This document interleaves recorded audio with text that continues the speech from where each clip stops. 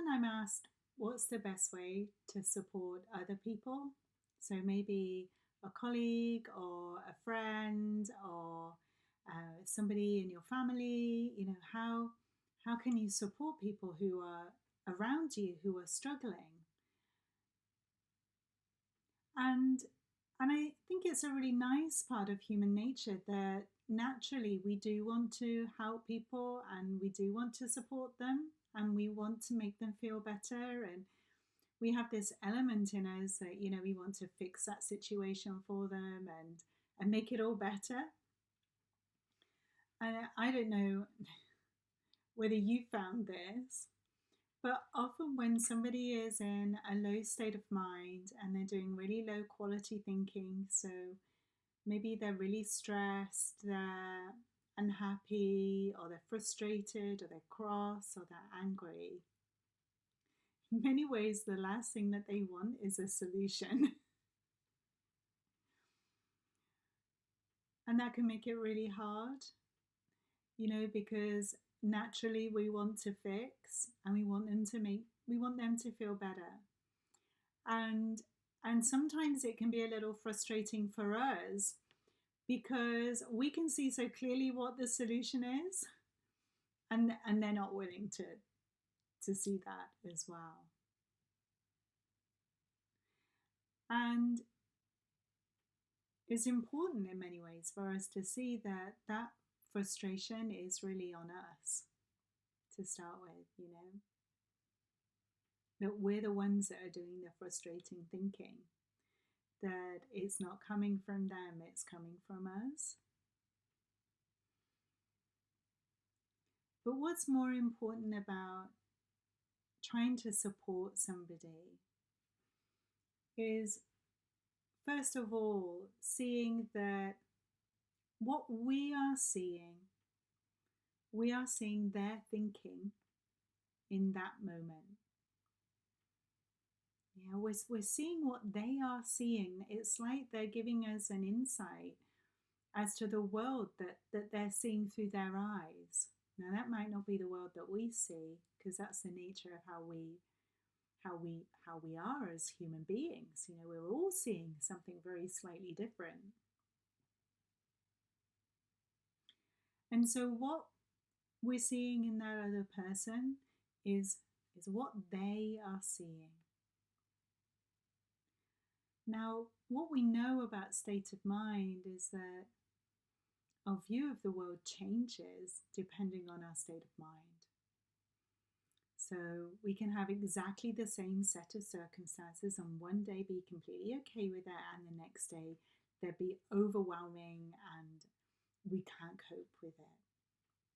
Yeah. So my first insight to share with helping those around us who may be struggling is, first of all, privately, I wouldn't advise you saying this to anybody and saying it directly to the person, but noticing yourself, oh, okay, I'm seeing where they are. Right? I'm seeing their state of mind. I'm not seeing the state of life for them.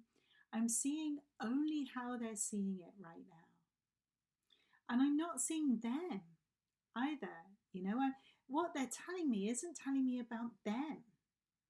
Right? They might be saying, horrible things. They might be, if you're in a relationship and, if you've ever been in a low state of mind, or your partner has, they might be saying all these insecure things to you and things that might concern you. And you might be thinking, oh my goodness, is that what they really think about me? Which is natural. It's a natural reaction. But when we're calmer, to notice that, oh, that's just telling me where they are. When they're more settled, they have a more grounded view of me, a more measured view of what they see, they have more perspective. So what they're saying right now isn't their true feelings. I think that's often where we get caught up. It's not their true feelings. It's not something they've kept hidden, or deep down or anything like that. It's literally telling you that, oh, they're in a really low state of mind right now. And I'm seeing all the junk. This is just all the junk. This is nothing that has any fact or anything about. But we can be enormously respectful about the fact and compassionate about the fact that that's how they're seeing it right now. Now, the second insight that I'd love to share with you is that as human beings, when we're with somebody that knows we're okay, that can be um, enormously strong for us. You know, that when we're with somebody that is thinking, well, you know, that knows that we don't need fixing, that everything that we're experiencing and is an experience, but actually we're okay and we're going to be okay, and all of these thoughts and feelings will pass, and we'll feel better. That can be enormously helpful. You know, we don't need to say that in words to them. Just being with them can be really helpful, and giving them that space, knowing that they're okay, is often the most helpful thing in the world. Like, we don't have to say anything at all, just literally be with them. Because, you know, when we've got rid of all of that junky thought, you know, it's like emptying out like a cupboard you've had for years that's got full of junk in it. Yeah. And we get rid of all of that, all the insecure thinking, everything we've ever thought, anger, upset, something happened 20 years ago, everything, and it's all come out. What often happens if we're in a really safe space is that common sense then comes through. It's got space to come through. And when that common sense comes through, having somebody with us who can spot that and almost mirror it back to us can often be the lifeline that we need. It's almost a relief to us that we've come to an answer and that someone else agrees with it. You know, and as human beings, we're really good at spotting common sense. We really are.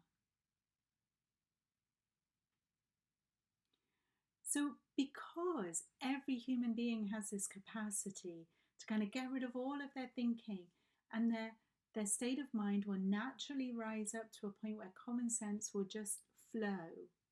We all do that. When we're with somebody who is struggling, right, we know then that we don't need to fix them. They have the answer. We just need to help them find it. And when they've found it, we can help them spot it.